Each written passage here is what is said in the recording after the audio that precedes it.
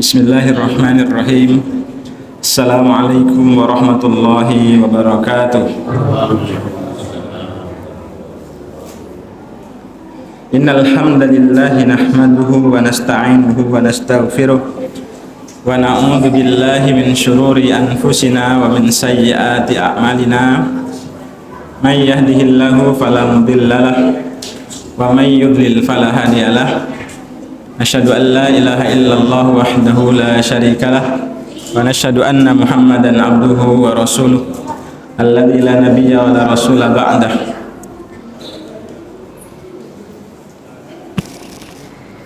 Ya ayyuhalladzina amanu taqullaha haqqa tuqatih wa la tamutunna illa wa antum muslimun. Ya ayyuhalladzina amanu taqullaha wa qulu qawlan sadida yuslih lakum a'malakum wa yaghfir lakum dhunubakum wa may yuti'illaha wa rasulahu faqad faza fawzan 'azima. Bapak Ibu sehat nggih? Alhamdulillah. Insyaallah semakin sehat dan tambah semangat karena mau berjumpa dengan bulan Ramadan. Alhamdulillahirabbil alamin.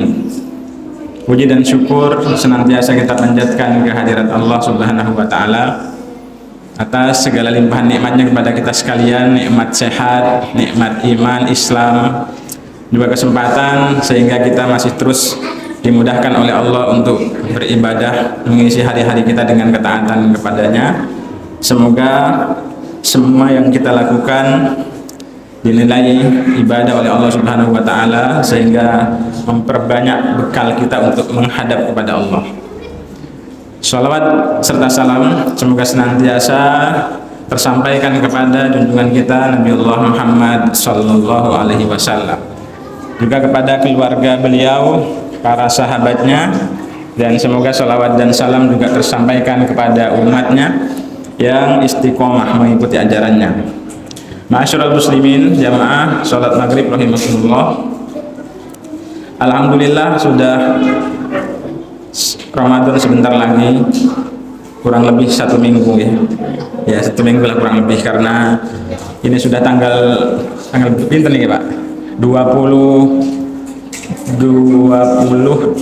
apa 3 ya, kurang lebih ngitung ya, 22 Sya'ban atau 23 Sya'ban 1447 Hijriah. Artinya bulan Sya'ban sudah hampir berakhir. Insyaallah kita dimudahkan untuk bertemu dengan bulan Ramadan, bulan yang kita nantikan. Insyaallah semuanya menantikan kehadiran bulan Ramadan. Maka semoga Allah Subhanahu wa taala karuniakan kesehatan kepada kita, istiqomah, sehat lahir dan batinnya, sehingga bisa mengisi bulan Ramadan ini dengan ibadah yang maksimal. Semoga tidak ada perbedaan di bulan Ramadan ini. Kalaupun ada perbedaan, itu sudah biasa kita lakukan dan sudah biasa kita jalani. Maka tugas kita adalah berlapang dada di dalam menerima perbedaan yang ada. Misalkan beda awal Ramadannya, beda lebarannya, insya Allah kita sudah semakin dewasa, tidak mempermasalahkan, karena semuanya berdasarkan dalil di dalam menetapkan awal Ramadan dan awal Syawal. Setiap bulan juga mestinya kita memperhatikan ya, karena kalender Hijriah itu menjadi acuan kita di dalam beramal soleh. Puasa Ayyamul Bid ya, yang katanya dengan tanggal di kalender Hijriah, itu mestinya kita perhatikan awal bulan dan juga untuk menentukan ya, ibadah kita terkait dengan puasa. Jamaah sekalian yang semua dirahmati Allah Subhanahu wa taala, setidaknya lafaz puasa itu yang sering kita dengar ada 2 kurang lebihnya ya. Ada yang menuliskan, ada 3 lah. Kalau fiilnya soma yasumu, kemudian masdarnya ada yang disebutkan dengan saum dan ada siam. Kita bulan Ramadan ini melaksanakan siam atau saum, Pak? Saum. Padahal ayatnya jelas. Al-Baqarah 183. Ya ayyuhalladzina amanu kutiba alaikumus syiyam. Nah, kalau saum itu lebih umum daripada syiyam. Syiyam ini khusus, ada aturannya, ada fikihnya. Kalau saum lebih umum. Maka kata Bunda Maryam, beliau juga mengatakan inni nadartu lirrahmani sauma gitu. Sesungguhnya aku bernadar kepada Tuhanku yang Maha Rahman untuk berpuasa. Puasanya apa? Walan ukallimal gimana? Walan ukallima insya. Saya tidak akan berbicara kepada seorang pun. Jadi ketika Bunda Maryam itu atau Siti Maryam itu melahirkan seorang anak, maka beliau bernadar untuk tidak memberikan klarifikasi kepada siapapun. Orang sekarang itu kan kalau ada masalah itu langsung klarifikasi. Nah, ini Siti Maryam, beliau bernadar kepada Tuhannya untuk tidak memberikan klarifikasi kepada seorang pun terkait dengan kelahiran siapa? Nabi Isa alaihissalam. Siti Maryam itu kan seorang wanita yang suci, tidak pernah disentuh oleh laki-laki satupun di dunia. Gitu. Tiba-tiba beliau melahirkan. Itu secara akal manusia ya tidak masuk akal. Nggak pernah ketemu laki-laki, nggak pernah bersentuhan dengan laki-laki. Tiba-tiba lahir seorang anak yang kemudian menjadi nabi. Saum itu artinya menahan diri dari segala sesuatu, dari apapun, al-imsak namanya. Jadi menahan diri untuk tidak berbicara, menahan diri untuk tidak minum, misalkan itu juga termasuk saum. Sementara syiyam ini maknanya adalah menahan diri dari makan, minum dan segala sesuatu yang membatalkan puasa, mulai dari terbit fajar, bukan terbit matahari ya. Karena kemarin ada jamaah pengajian itu yang bilang puasa apa artinya Bu? Menahan diri dari makan, minum, hubungan suami istri dan segala sesuatu yang membatalkan puasa mulai dari terbit matahari katanya. Jadi puasa itu mulai dari terbit fajar, bukan dari terbit matahari. Kalau terbit matahari itu menandakan waktu subuh sudah habis, masuk waktu duha. Dengan niat karena Allah. Jadi puasa Ramadan itu harus berdasarkan niat di malam hari. Karena Nabi SAW bersabda, "Malam yubayyit asyam fala syiyama lahu." Siapa yang tidak meniatkan puasa di malam hari maka tidak sah puasanya, kata Nabi. Namun di sini ulama berbeda pendapat ya. Ada yang mewajibkan niatnya setiap malam, ada yang kemudian membolehkan niatnya hanya di awal Ramadan. Saya niat puasa untuk 1 bulan ke depan. Itu juga ada yang berpendapat demikian. Maka kita berdoa kepada Allah, semoga Allah sampaikan kita, Allah berkahi kita di akhir-akhir bulan Sya'ban ini, dan semoga dipertemukan dengan bulan Ramadan. Banyak orang pengen bertemu dengan bulan Ramadan, tapi takdir Allah kemudian berkata lain. Ada yang sudah semangat pengen bertemu Ramadan, ternyata Allah panggil untuk kembali menghadap Allah ya, di kehidupan selanjutnya. Maka doa ini penting Bapak Ibu ya, tidak boleh kita sombong. Misalkan hari ini sehat, nggak kenapa-napa kan, Allah tidak pernah ngasih tahu kita gitu ya kapan ajal akan tiba. Maka berdoa penting. Monggo doanya bisa berbahasa Indonesia, bahasa Jawa, bahasa Arab juga boleh ya. Yang mungkin kita sering kita hafal itu Allahumma barik lana itu. Atau nanti ketika memasuki bulan Syawal maka kita dianjurkan untuk berdoa Allahumma hillahu alaina bil yumni wal iman wassalamati wal islam rabbi wa rabbuka Allah. Itu diantara doa-doa yang diajarkan oleh Nabi kita Muhammad SAW. Sekalipun Allahumma barik lana ini hadisnya doa semuanya sudah sepakat gitu, karena ulama yang kemudian mengatakan hadisnya doa. Nah jamaah sekalian yang semoga dirahmati Allah Subhanahu wa Ta'ala, amal-amal kita itu akan menjadi amal soleh atau bermakna ibadah apabila apa Pak? Amal yang kita lakukan atau aktivitas apapun yang kita lakukan akan bernilai menjadi amal soleh apabila didasari atas keimanan. Dasarnya adalah iman gitu. Maka pandangan mata kita akan membuahkan pahala ketika memandang atas dasar keimanan. Memandang atas dasar keimanan itu bagaimana? Ketika pandangannya pada yang baik-baik, digunakan untuk yang baik-baik. Lisan mengucapkan apapun kalau didasari atas dasar keimanan, insya Allah akan bernilai ibadah. Setiap ucapannya yang mengandung nilai kebaikan itu akan bernilai sedekah di sisi Allah Subhanahu wa taala. Maka puasa kita ini juga sama, biar bernilai ibadah itu niat dasarnya adalah diawali dengan keimanan. Maka surat Al-Baqarah ayat 183 itu kan diawali dengan kata iman, ya ayyuhalladzina amanu kutiba alaikumussyam. Iman dulu. Jadi kalau misalkan ada orang, saya masuk Islam tapi tidak beriman kepada Allah, dia hanya sekedar mengucapkan syahadat tapi tidak beriman kepada Allah, maka dia tidak termasuk seorang muslim. Kemarin kita bahas gitu. Sebenarnya dengan mengucapkan 2 kalimat syahadat itu seseorang sudah cukup dikatakan sebagai seorang muslim. Mengucapkan dan meyakini, mengimani.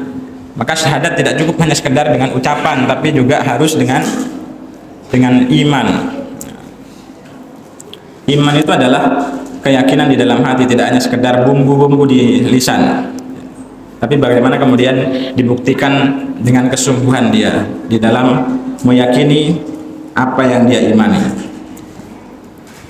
Nah, jemaah sekalian yang semoga dirahmati Allah Subhanahu wa taala, maka kalau kita kemarin membahas ayat-ayat Allah yang menjelaskan siapakah saudara sesama muslim kita itu, maka ayat yang pertama kan di dalam surat At-Taubah ayat 5 menyebutkan fa in tabu wa aqamus salata wa aqamus salata wa atuz zakata fakhallu sabilahum.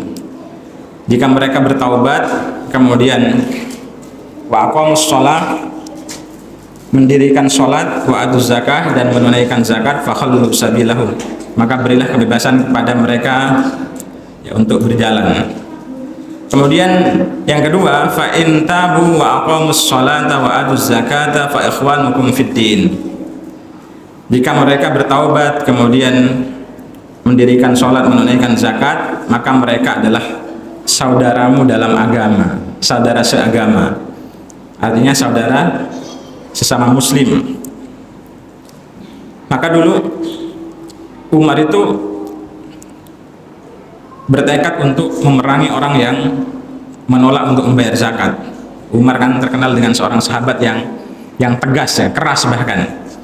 Maka ketika Rasulullah meninggal, dulu kan hampir banyak orang-orang yang murtad setelah Rasulullah meninggal itu, karena mereka tidak lagi mau membayar zakat. Dulu zaman Rasul mereka taat bayar zakat.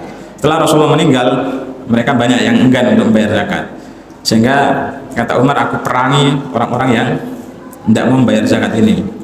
Tapi Abu Bakar kemudian berusaha untuk memadamkan nafsu amarahnya Umar bin Khattab radhiyallahu anhu.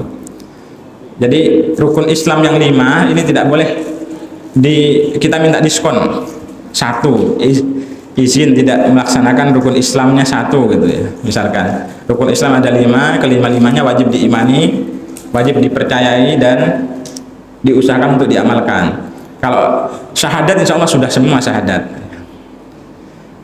Tapi kita tidak pernah sadar kapan kita meyakini syahadat itu betul-betul, maksudnya bersyahadat tapi paham dengan apa yang diucapkan, asyhadu an la ilaha illallah wa asyhadu anna muhammadar rasulullah. Mungkin kalau yang sekolahnya di sekolah-sekolah dulu TK-nya mungkin yang diajarkan syahadat dan maknanya insya Allah sudah menyadari itu. Tapi bagi yang mungkin langsung sekolah umum tidak diajarkan syahadat, itu berarti Bapak Ibu kapan sadar masuk Islamnya Bapak Ibu? Bapak-bapak, kapan kita sadar masuk Islam itu?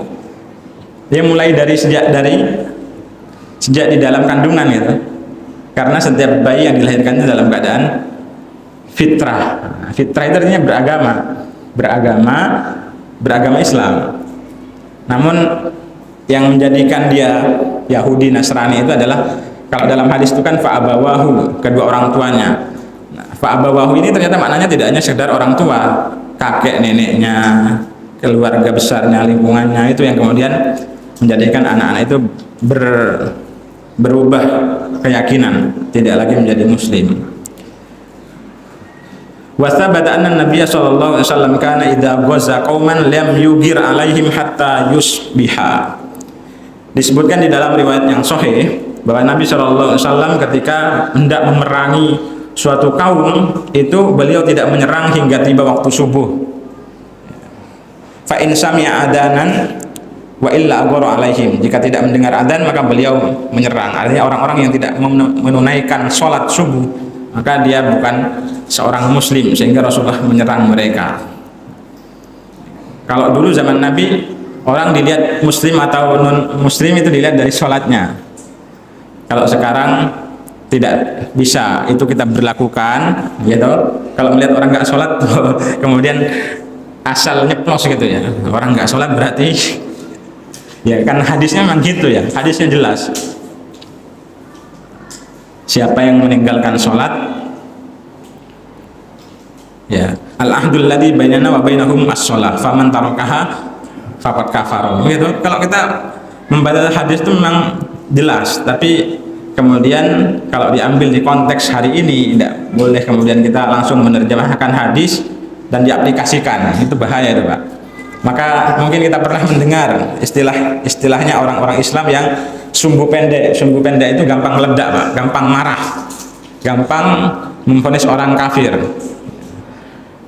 Dimotivasi, kemudian dia gampang meledak, bukan meledakkan diri ya, tapi gampang menyalahkan orang lain. Termasuk juga banyak yang kemudian menghukumi orang selain golongannya adalah orang kafir. Itu hati-hati, kita tidak boleh sembrono di dalam menghukumi orang, memvonis orang. Buatan parang ya, buatan parang menuduh orang. Ada baiknya ketika kita melihat kemungkaran, bagaimana kemudian kita menasihati supaya orang itu kembali kepada Allah, bertaubat, kemudian melaksanakan amal soleh. Kemarin ada jawab pengajian yang curhat sama saya itu,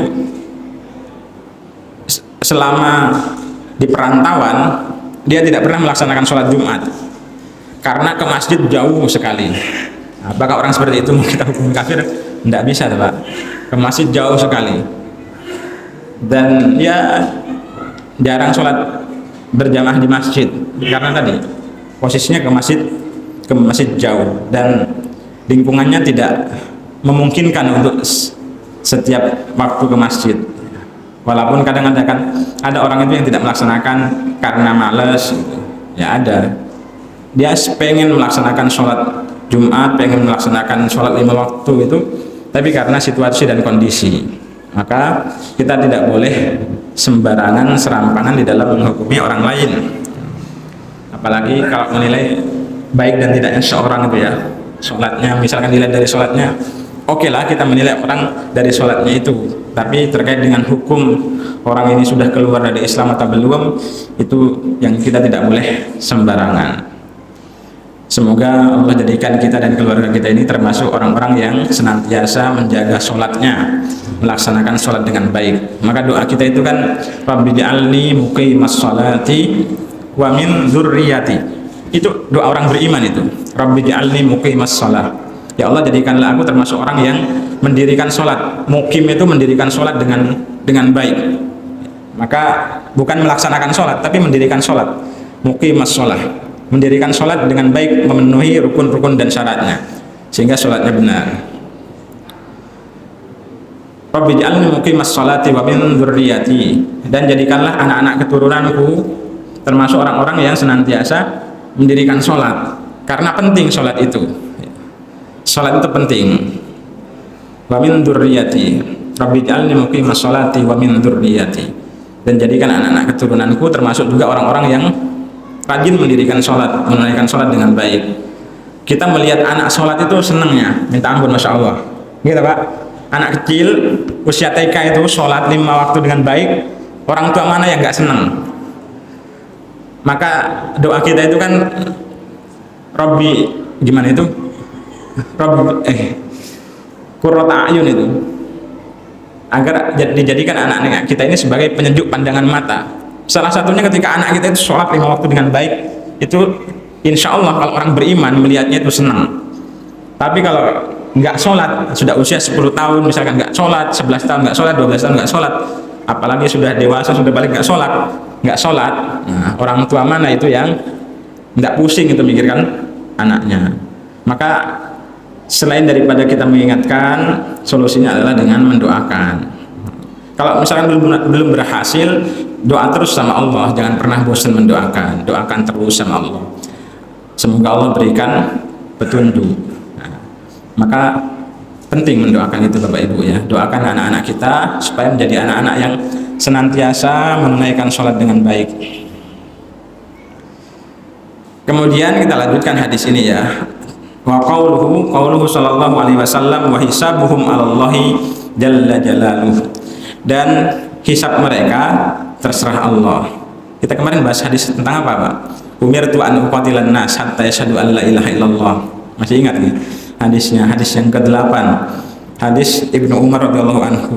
Aku diperintahkan, kata Nabi, untuk memerangi orang-orang yang mereka tidak mau bersyahadat, tidak mau menunaikan sholat, mendirikan sholat, tidak mau menunaikan zakat. Kita bahas ini kemarin. Fa'idha fa'alu dzalika asaba minni dima'ahum wa amalahum. Kalau mereka sudah syahadat, mendirikan sholat, menunaikan zakat, maka terpeliharalah darah mereka dan harta mereka. Dulu zaman Nabi kan diperangi, orang nggak mau sholat saja itu sama Nabi suruh bakar rumahnya, ya nggak mau sholat berjamaah di masjid ya dulu. Maka hadis ini diperintahkan oleh Allah kepada Nabi Muhammad SAW yang diberikan hak untuk kemudian menghukumi orang itu Nabi Muhammad SAW. Kalau mereka sudah mendirikan sholat, menunaikan zakat, sudah syahadat tadi ya, dasarnya yang pertama, maka terpelihara darah mereka dan harta mereka. Artinya tidak diperangi illa bihaqqil Islam, kecuali dengan hak-haknya Islam. Dan hisab mereka terserah Allah, tergantung kepada Allah Subhanahu wa taala. Yakni anna syahadatain ma'iqamis shalah ta'simu sahibaha wa ma lahu fid dunya. Bahwasanya dua kalimat syahadat dan mendirikan sholat itu melindungi jiwa pelakunya dan juga melindungi hartanya di dunia. Illa ayyatiya ma yubihu damahu, kecuali jika dia melakukan perkara yang membuat darahnya menjadi boleh halal untuk diperangi. Jadi ketika orang sudah mengucapkan dua kalimat syahadat, mendirikan sholat, maka jiwanya terlindungi, termasuk juga hartanya terlindungi. Illa ayyatiya ma yubihu damahu, kecuali jika dia melakukan perkara yang membuat darahnya tadi menjadi halal. Wa amma fil akhirah, adapun di akhirat, fahisabuhu 'alallahi jalla jalaluhu. Adapun di akhirat, maka hisabnya, hitungan amalnya itu Allah Subhanahu wa taala yang ngurus, Allah Subhanahu wa taala yang tahu. Maka kita pernah mendengar istilah hisab. Hisab itu hitungan amal kebaikan dan keburukan kita di dunia. Allah Subhanahu wa taala yang akan menghitung di akhirat. Fa in kana shadiqan, kalau dia jujur di dalam keimanannya, adkhalahu Allahu bidzalika al-jannah, maka Allah Subhanahu wa taala akan memasukkan dengan kejujuran imannya itu, memasukkan ke surga. Wa in kana kadziban, tapi kalau dia bohong, mengaku beriman, mengaku sudah syahadat, tapi ternyata bohong, fa innahu min jumlatil munafiqin, maka sesungguhnya dia termasuk ke dalam golongan orang-orang munafik. Di mana tempatnya orang-orang munafik itu? Fid darkil asfali minan nar, di dasar neraka, di neraka paling bawah. Innal munafiqina fid darkil asfali minan nar, kata Allah, sesungguhnya orang-orang munafik itu berada di keraknya neraka. Nah, kalau kita masak nasi kegosongan, nah itu asfal itu namanya, asfal minan nar, jadi neraka paling bawah. Nah, ketika kita berbicara asfal ini, ingat hadis Nabi, ma asfala minal ka'baini minal izari fa finnar, ma asfala minal ka'bain. Makanya ada saudara-saudara kita itu yang cingkrang Bapak Ibu ya, itu karena beliau itu memahami hadis ini, ma asfala minal ka'bain, apa-apa yang lebih dari mata kaki maka tempatnya di neraka. Insya Allah pernah membaca hadis itu ya. Maka ada saudara-saudara kita yang kemudian menyimpulkan ya tidak boleh isbal, tapi sebagian yang lain kemudian memahami bahwa hadis itu berlaku untuk orang-orang yang sombong. Kalau diiringi kesombongan, itulah yang kemudian menyebabkan di neraka. Ada yang langsung ngambil tekstualnya, sehingga ada saudara-saudara kita ini yang celananya tidak melebihi mata kaki. Ya, saling menghargai. Kuncinya itu saling menghargai, ya. Tidak boleh suudon. Kalau suudon itu sebenarnya masalahnya itu di suudon, saling curiga. Kalau dulu di tempat saya di Pulau Kangean itu malah lebih ngeri lagi. Orang cingkrang itu dibilang kebanjiran, makanya celananya di atas mata kaki. Orang pakai cadar dibilang ninja. Pak Lek saya itu kan nikah sama orang Rembang, tapi lama di Solo ikut pengajian, kemudian pakai cadar, dibawa pulang ke Kangean mudik. Nah, pertama kali ada orang pakai cadar itu, sehingga disebutnya ada ninja lewat gitu. Orang-orang terdahulu. Dan ini tidak boleh kita tumbuh suburkan, karena ini termasuk istihza, mengolok-olok agama. Ya, yang pakai cadar silahkan pakai cadar. Nah, tidak boleh ada yang kemudian ngerecoki, apalagi menjelek-jelekan. Karena yang pakai cadar itu juga adalah saudara kita. Nah, apalagi jangan sampai kemudian ngece dan lain-lain ya. Imam Asy-Syafi'i cadar hukumnya apa Pak? Wajib gitu. Iya, Imam Syafi'i yang mengaku bermadzhab Syafi'i, maka bagi wanita menggunakan cadar itu hukumnya wajib. Saya kemarin ketemu polisi di cucian motor di Pacitan. Saya ditausiain Pak sama beliau itu. Saya ini ikut madzhab Syafi'i Pak Ustadz katanya. Ternyata kenal sama saya. Maka istri saya itu tak wajibkan pakai cadar katanya. Kalau misalkan ada pertemuan bayangkari namanya ya polisi itu ya minimal pakai masker, tidak pakai cadar itu. Karena kebetulan beliau ngajinya di Temboro. Ternyata Temboro itu kan semuanya pakai cadar ya, yang muslimah. Mungkin kalau kita ke Temboro kaget, semuanya pakai cadar. Di Pacitan jarang. Maka tadi kuncinya saling menghargai tadi. Kedepankan husnudzon. Kalau kita husnudzon sama orang, insya Allah kita nggak pernah melihat orang lain itu dengan kacamata salah. Kenapa selama ini semua orang salah di mata kita? Ya karena tadi suudzon tadi, menerka-nerka. Iki ikut aliran opo, gitu. Iki aliran sesat, apa ini? Kecuali kalau jelas-jelas itu wa makoli, bahasa semut, bahasa jin, bahasa setan, bahasa malaikat itu. Mungkin Bapak Ibu ada yang pernah nonton di YouTube ya, wasisasi gitu. Ini bahasa semut. Astagfirullah. Itu kalau Bapak Ibu melihat YouTube kemudian ketemu dengan mama-mama itu, nah itu jangan dicari nanti ya. Itu anggap saja hiburan. Jangan sepaneng, jangan serius. Nah kalau dengan serius dengerin ada hujan saat saya mau pengajian, ada malaikat itu saya kejar katanya. Iya, jarang ngejar malaikat. Maka jangan serius Pak. Kalau lihat di YouTube nanti ada mama-mama itu yang ngomong di YouTube, yes, anggap aja hiburan itu, ketawa itu. Kalau kita serius ya nanti pusing sendiri. Karena sampai hari ini pun sama Majelis Ulama Indonesia nggak ditindak-tindak itu. Ya toh saya penjaga Pancasila, saya penjaga NKRI, saya penjaga Asia Tenggara gitu-gitu itu kan bahasanya. Nah, yang penasaran nanti lihat di YouTube, tapi jangan jadi penggemar, apalagi jadi pengikut. Nanti repotnya itu kalau jadi pengikut, apalagi ditokohkan. Ya jadi tokoh, ya, jadi tokoh penyelamat bangsa. Nah, itu repot itu Bapak Ibu ya. Sampai ngaku-ngaku penjaga gawang neraka itu kan, wah ngeri banget itu. Jadi nanti kalau ada orang mau masuk neraka, jamaah saya itu masuk neraka, saya hadang di depan pintu neraka, saya jaga pintu neraka. Nah, itu hiburan itu, lelucon aja. Nanti kalau misalkan jenengan lihat, anggap itu hiburan. Tapi jangan kemudian disebarluaskan. Karena semakin kita menyebarluaskan itu sama saja kita promo gratis itu. Apalagi dibikin status, nanti banyak yang nonton, sehingga yang nonton penasaran, cari di YouTube. Setelah dengerin itu nanti jatuhnya pada hal-hal yang sia-sia. Waqad istadalla bihadza may yara qabula taubatiz zindiq. Hadis ini menjadi dalil bagi mereka yang berpendapat bahwa orang zindik itu taubatnya diterima. Bapak-bapak pernah mendengar kata zindik Pak? Zindiko pernah ya? Belum. Jadi orang zindik itu taubatnya diterima. Kita baca. Zindik itu aslu kalimah. Zindik Farisia. Jadi zindik ini berasal dari bahasa Persia. Wahum adba'u Daison summa mani summa musdik. Mereka adalah pengikutnya Daison. kemudian Mani, kemudian Musdik. Ini nama-nama tokohnya. Wa kanu yuqirruna bi anna nur khaliqul khair wa dzulma khaliqatus syarri. Nah, orang-orang zindik itu meyakini bahwasanya pencipta kebaikan itu adalah cahaya. Cahaya itu adalah pencipta kebaikan. Wa dzulma khaliqatus syarri, dan kegelapan itu adalah pencipta segala keburukan. Wala yuqirruna bi khaliqin ghairihima. Mereka ini tidak mengakui adanya pencipta selain daripada nur tadi, nur dan kegelapan. Jadi kalau ada orang yang meyakini Tuhannya adalah nur dan kegelapan, cahaya dan kegelapan, nah ini orang-orang zindik ini. Jadi yang menciptakan kebaikan ini adalah cahaya, yang menciptakan keburukan adalah kegelapan. Keyakinan orang-orang zindik, Tuhannya adalah cahaya dan kegelapan. Wahum aslu az-zanadiqah.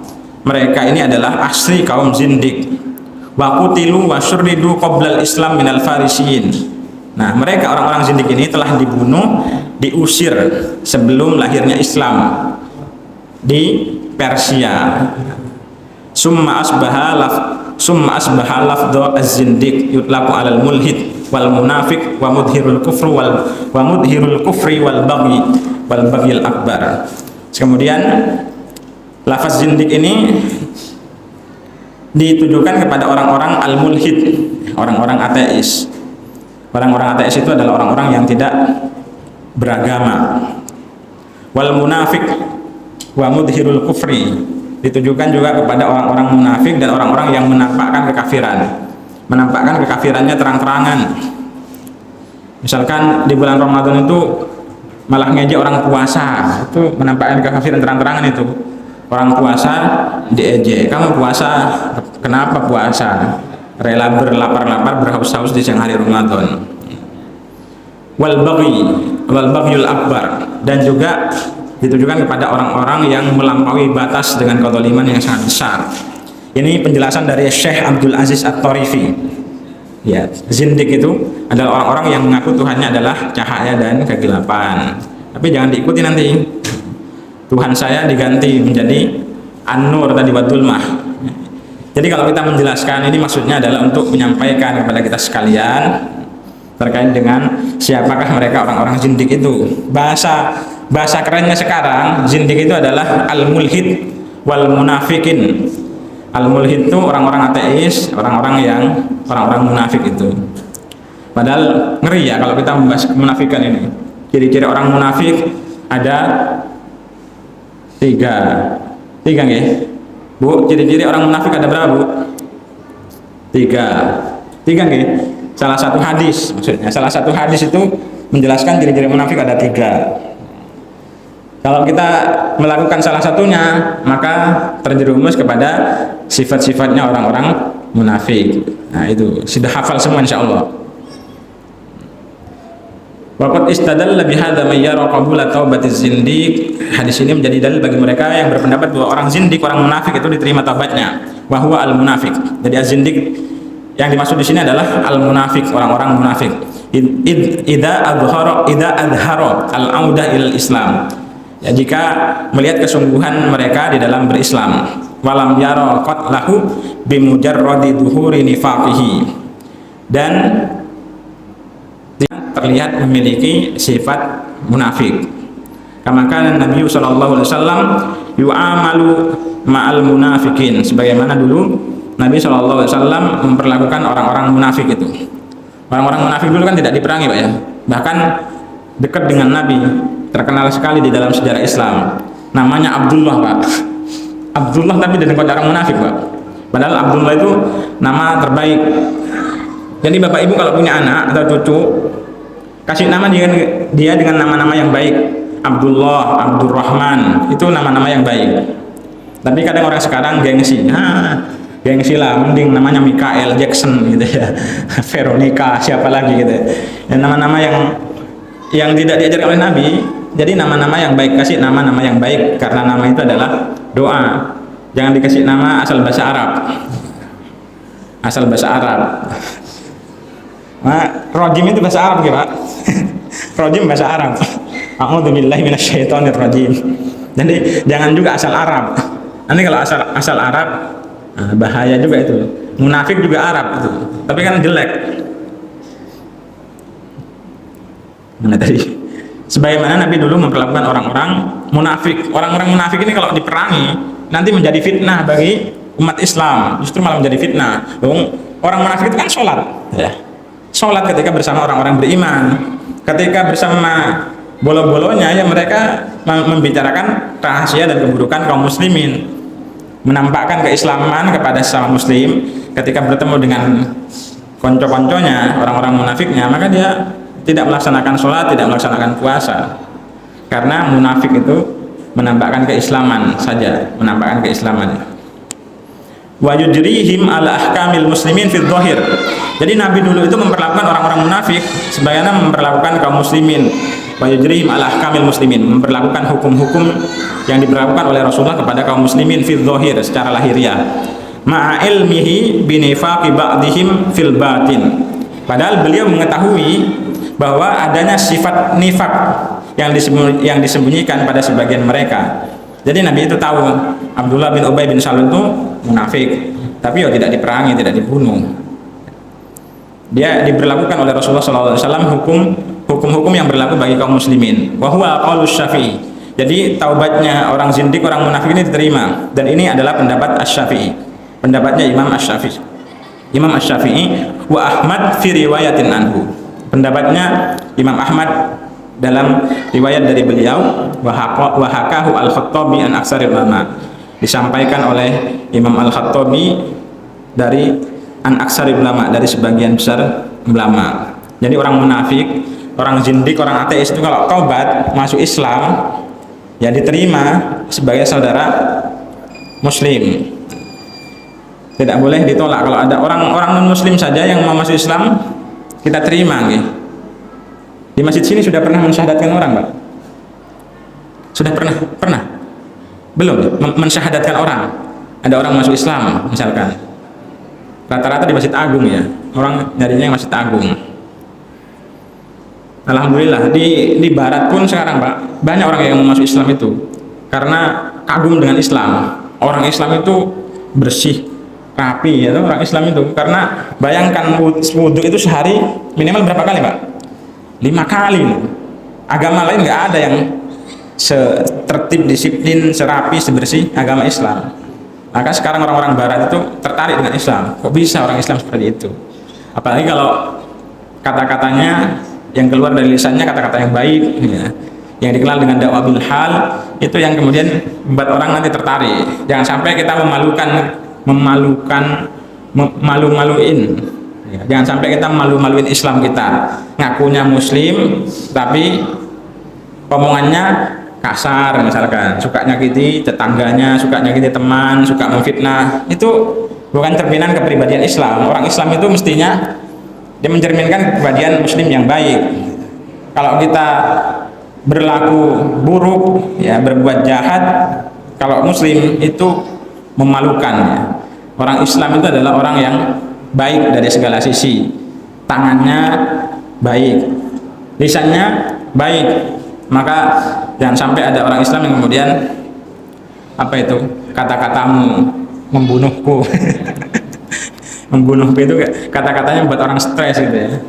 Orang kalau tidak mikir itu kan kadang ngomong sakar PDW, nggak tahu kalau omongan-omongan yang dia keluarkan itu justru menyakiti saudaranya, menyakiti temannya. Itu jadilah pribadi muslim yang baik.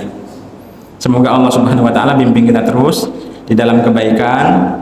Allah tunjukkan kita jalan yang lurus, ihdinas siratal mustaqim, dan kita berdoa kepada Allah semoga disampaikan dengan bulan Ramadan 1447 Hijriah yang sudah dipanggil lebih dulu ya Allah. Kita doakan semoga diampuni segala dosanya, ditempatkan di tempat terbaik di sisi Allah Subhanahu wa taala. Kita yang masih hidup, mari kita berusaha dengan sungguh-sungguh, dengan maksimal, pastikan kita menjadi hamba Allah yang bertakwa, semakin bertakwa kepada Allah. Allahumma barik lana fi Rajab wa Sya'ban wa ballighna Ramadan.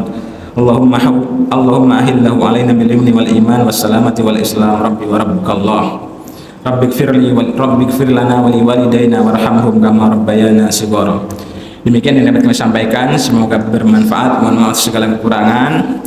Semoga Allah senantiasa menunjukkan kita kepada jalan-jalan kebaikan. Demikian, subhanakallahumma bihamdika asyhadu an la ilaha illa anta astaghfiruka wa atubu ilaik. Assalamualaikum warahmatullahi wabarakatuh.